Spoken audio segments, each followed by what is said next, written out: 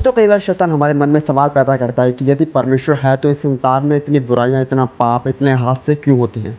दोस्तों कई बार हमारे मन में भी ये सवाल आते हैं, विश्वासियों के मन में भी ये सवाल आते हैं और अन्य जातियों के मन में भी सवाल आते हैं कि यदि परमेश्वर है तो ये इतनी गलत चीज़ें इस संसार में क्यों हो रही है। बाइबल में पुराने नियम की तरफ परमेश्वर का वचन कहता है कि परमेश्वर ने मनुष्य के हाथ में सब कुछ सौंप दिया है। तो यदि मनुष्य गलत कर रहा है, सही कर रहा है, उसको पता है, उसकी स्पिरिट को पता है कि ये काम जो मैं कर रहा हूँ गलत है या फिर सही है, तो इसमें परमेश्वर का तो कोई रोल नहीं है। लेकिन एक समय आएगा कि जब परमेश्वर उस व्यक्ति का न्याय करेगा। यदि किसी व्यक्ति ने गलत काम किया है तो उसका गलत तरीके से न्याय होगा, लेकिन यदि किसी व्यक्ति ने परमेश्वर के साथ अच्छे तरीके से जीवन को जिया है तो उसका अच्छे तरीके से न्याय होगा।